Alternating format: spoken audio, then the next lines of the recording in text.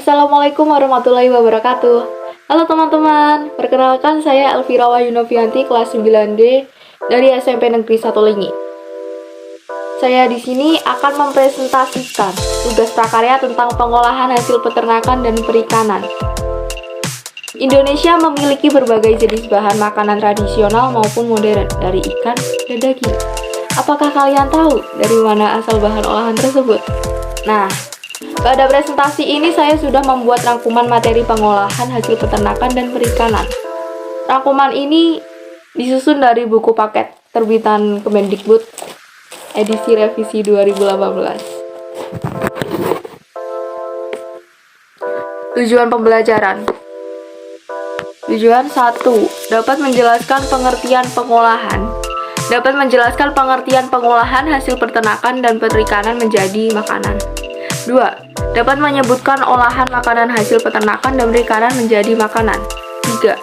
Dapat menyebutkan jenis-jenis bahan pangan dari hasil peternakan dan perikanan. 4. Dapat menjelaskan teknik pengolahan. 5. Dapat menjelaskan tahapan pengolahan. 6. Dapat membuat desain kemasan. 7. Dapat membuat rencana penyajian atau kemasan produk pangan, peternakan, dan perikanan siap dikonsumsi. Kalian tahu nggak sih pengolahan itu apa? Pengolahan makanan adalah proses pengolahan makanan dan minuman yang berasal dari bahan baku tumbuhan atau hewan menjadi produk yang bisa dikonsumsi. Kalau menurut pengolahan di prakarya itu apa ya? Pengertian dari pengolahan prakarya yaitu menciptakan dan membuat. Yang pada dasarnya prinsip kerja dari pengolahan dari prakarya yaitu proses pengubahan bahan mentah menjadi suatu produksi dengan memadukan atau memodifikasi bahan tersebut. Nah, pengolahan hasil peternakan dan perikanan menjadi makanan. Indonesia merupakan negara yang memiliki sumber daya alam yang banyak. Kekayaan alam Indonesia terdapat bukan hanya pada sektor kekayaan alam migas seperti minyak bumi dan bahan tambang, tetapi juga kekayaan alam non-migas seperti sektor pertanian.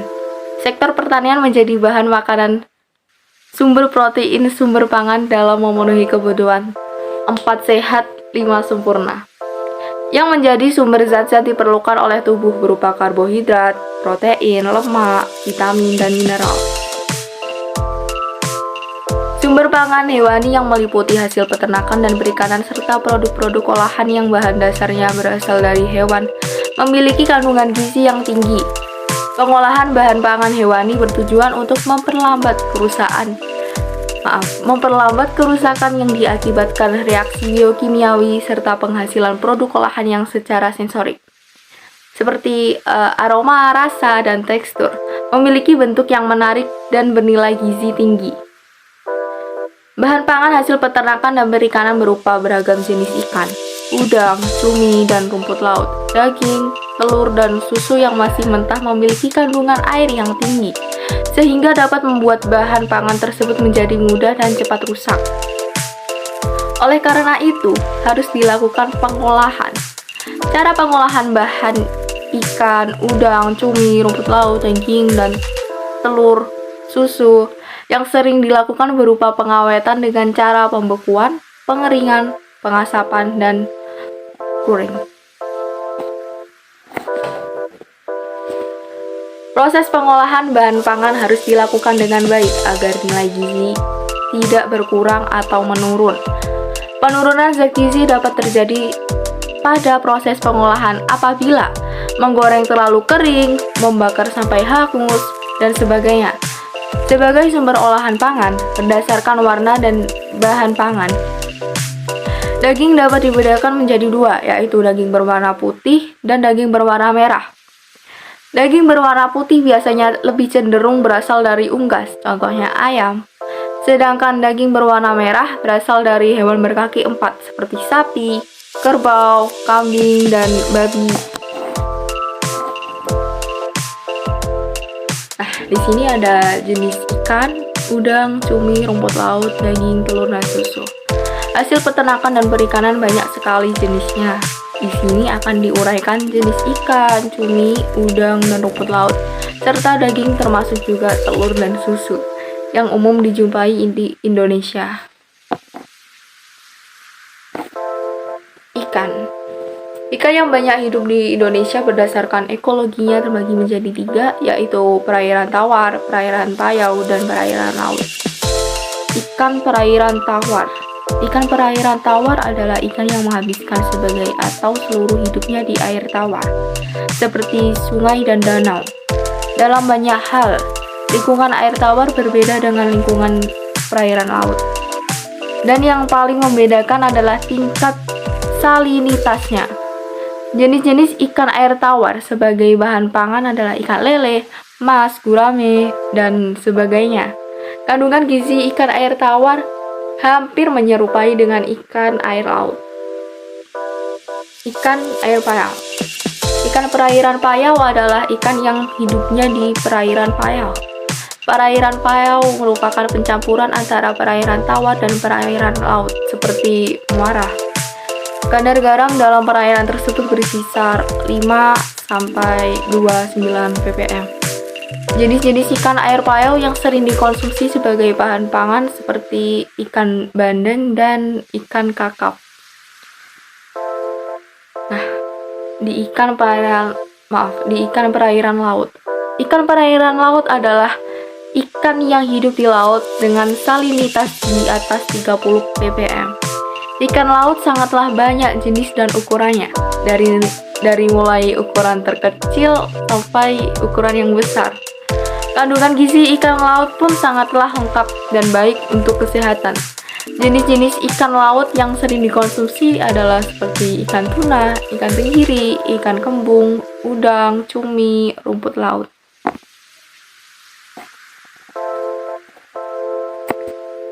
B. Daging. Daging yang berasal dari unggas dan hewan berkaki 4 dapat ditemukan di setiap bagian tubuhnya. Daging tersebut dapat diolah dan dikonsumsi oleh manusia sebagai makanan yang mengandung protein hewani. Di bawah ini akan dijelaskan beberapa jenis daging yang banyak dikonsumsi oleh masyarakat. Nah, contohnya seperti daging ayam, daging sapi, daging kerbau, daging kambing, dan daging babi. C. Telur. Telur terutama dihasilkan oleh hewan jenis unggas dan ikan yang sebenarnya adalah cara hewan tersebut berkembang biak dengan telur. Dari telur ini akan menetas hewan muda kelestarian jenisnya agar tidak punah. Telur dapat dikonsumsi manusia dan mengandung nilai gizi yang tinggi. Jenis telur biasa dikonsumsi adalah telur ayam kampung, telur ayam leghorn, telur puyuh, telur itik, dan telur angsa. Jenis telur ikan yang biasa dikonsumsi manusia adalah telur ikan belida dan telur ikan kaviar. Telur dapat diolah menjadi berbagai olahan dengan cara direbus, digoreng, dikukus, menjadi berbagai hidangan lezat bergizi. Seperti telur mata sapi, telur dadar, telur balado, semur telur, hingga telur unta. 2. Manfaat ikan udang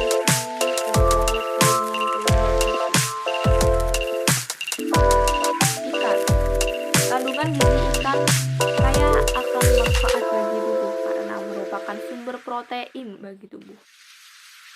Udang adalah sumber lemak omega 3 yang sangatlah besar, mengandung banyak vitamin, mineral, protein, dan unsur-unsur lainnya yang sangat bermanfaat bagi tubuh manusia. Cumi-cumi itu sangat kaya akan mineral dan nutrisi, kayak protein, vitamin B, selenium, dan omega 3, dan juga mengandung tembaga. Rumput laut.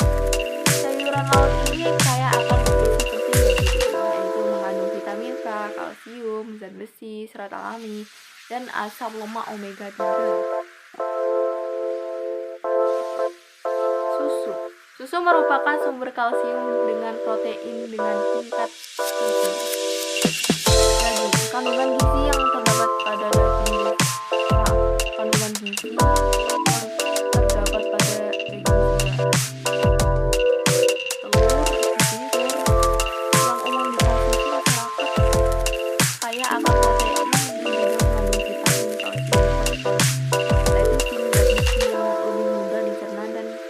asimilasi dalam tubuh, kalori, dan lemak. Metode pengolahan. Metode memasak bahan pangan ikan, udang, cumi, rumput laut, daging, telur, dan susu biasanya dengan metode merebus, mengukus, menggoreng, membakar, dan memanggang atau oven. Metode pengolahan. Merebus. Merebus adalah menggunakan atau mematangkan bahan makanan dalam cairan, air, kaldu, santan, atau susu dengan temperatur 100 derajat Celcius.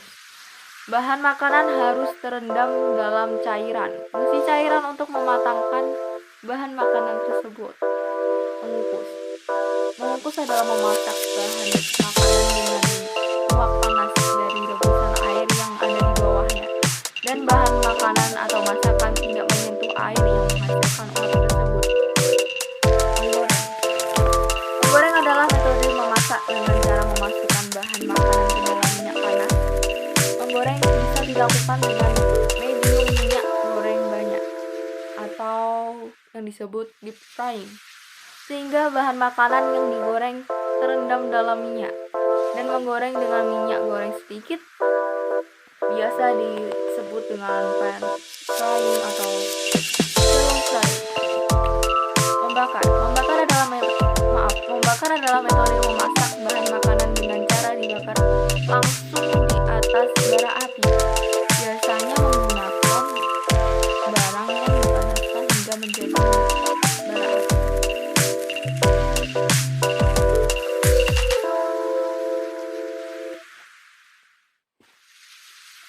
Memanggang. Memanggang adalah metode memasak bahan makanan dengan menggunakan udara yang dipanaskan, sehingga bahan yang dimasak mendapat panas yang stabil dari udara. Ini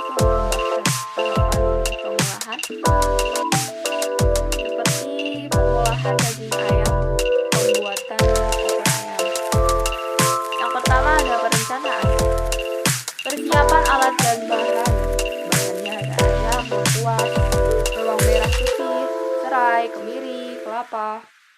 Alatnya ada ulekan, blender, kompor, dan pawai. Proses pembuatan. 1 ekor daging ayam kampung atau ras dipotong-potong dengan ukuran sesuai selera. Biasanya 1 ekor dapat dipotong menjadi 10 sampai 14 potong. Haluskan bumbu-bumbu seperti bumbu-bumbunya lada, kumbar, bawang putih merah, jahe, lengkuas, kencur, dan kemiri. Jika suka, dapat ditambah kunyit sesuai selera dengan kobek atau blender. Tumis bumbu yang telah dihaluskan hingga harum. Masukkan potongan daging ayam, daun salam, serai, dan garam. Aduk rata. Masak dengan api kecil dan panci tertutup agar air daging keluar dan daging empuk. Jika menggunakan bahan ayam kampung, masak daging lebih lama. Masukkan santan kelapa. Santan kelapa dapat diganti dengan susu cair tawar. Penggunaan susu tidak mempengaruhi rasa, bahkan masakan menjadi lebih awet dengan cita rasa yang lebih gurih.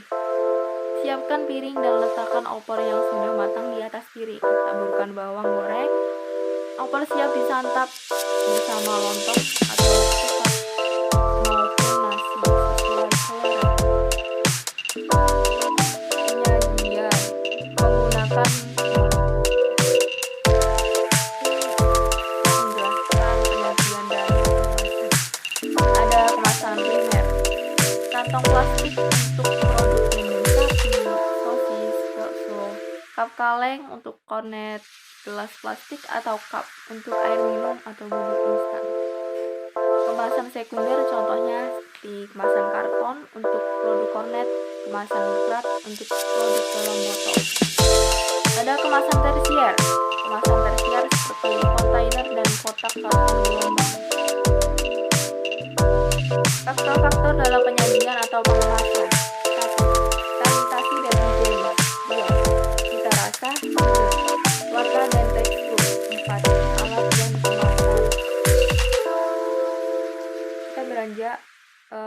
membahas pengolahan hasil peternakan dan perikanan menjadi makanan setengah jadi. Pengertian bahan pangan setengah jadi. Bahan pangan setengah jadi adalah bahan pangan mentah yang telah mengalami pengolahan dengan cara pengawetan. Bahan pangan setengah jadi dari hasil perikanan dan peternakan tidak semuanya siap konsumsi, tetapi masih perlu pengolahan lebih lanjut untuk menjadi makanan siap saji atau konsumsi. Olahan pangan setengah jadi berbahan baku daging sapi dan daging hingga saat ini banyak diminati masyarakat modern, terutama yang memiliki aktivitas bekerja yang padat. Karena pengolahan bahan setengah jadi disimpan lama dalam kondisi beku seperti bakso, sosis, nugget, atau dapat juga disimpan dalam kondisi kering seperti dendeng, telur asin, dan abon. Dengan demikian dapat digunakan kapan saja. Jenis-jenis bahan setengah jadi dari hasil perikanan dan peternakan sebagai bahan baku dalam membuat makanan siap konsumsi, antara lain bakso ikan, dendeng cumi, udang, telur asin, daging, kornet, dan keju. 3. Teknik pengolahan makanan dari bahan baku setengah jadi hasil perikanan dan peternakan. Pengolahan pangan dari bahan setengah jadi dari hasil perikanan dan peternakan secara umum dapat menggunakan teknik dasar pengolahan pangan seperti penggilingan, pemanggangan, dan menggoreng. 4. Tahap pembuatan makanan dari bahan setengah jadi. Bahan baku hasil perikanan dan peternakan dapat dibuat berbagai diversifikasi bahan pangan setengah jadi seperti berbagai jenis bakso. Ada bakso ikan, bakso daging, bakso ayam, nugget ikan, nugget ayam, bubur, agar rumput laut, keju, mentega, ikan, udang, dan sebagainya. Bahan pangan setengah jadi hasil perikanan dan peternakan ini masih memerlukan proses atau tahap pengolahan. Kenapa? Agar bahan setengah jadi dari hasil perikanan dan peternakan ini memiliki kandungan gizi yang lebih bermanfaat dan aman bagi kesehatan tubuh, memiliki rasa yang menggoyang lidah, dan memiliki nilai estetika dengan kemasan yang menarik. 5. Pengemasan. Untuk pengemasan produk pangan harus memperhatikan segi kesehatan tubuh konsumen. Dalam pengemasan berbagai produk pangan dapat digunakan plastik atau mika. Pemilihan plastik dan mika untuk produk pangan haruslah sesuai jenis olahan, selera bentuk, dan warna yang beraneka ragam. Yang harus diperhatikan dalam pengemasan pangan adalah proses perekatan kemasan. Produk ini harus direkat tanpa celah sedikit pun. Jadi ini harus benar-benar rapat. Hal ini untuk mencegah masuknya kotoran dan debu serta udara yang dapat mengakibatkan produk menjadi cepat rusak.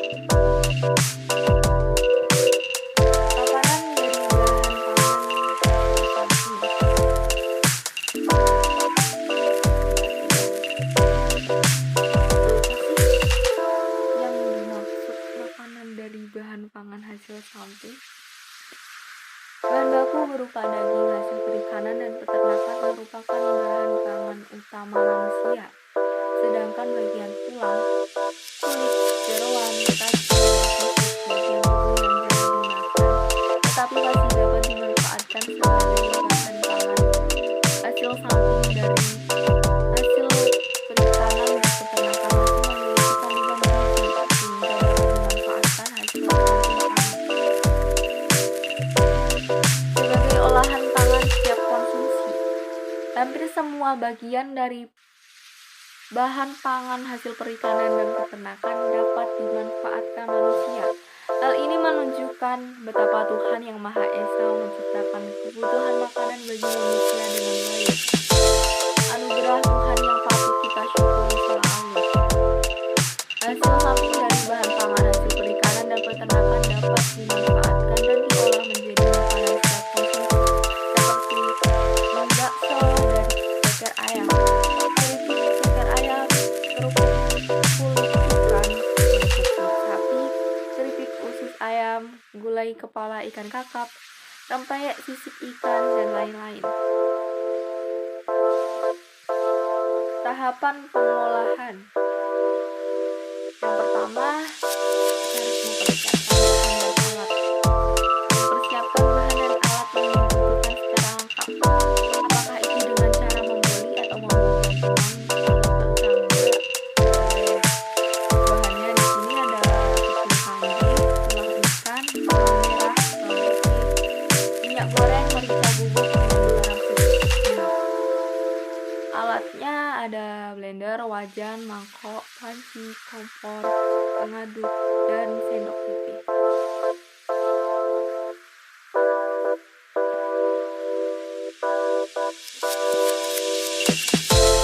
Tahapan pengolahan. Proses pembuatan.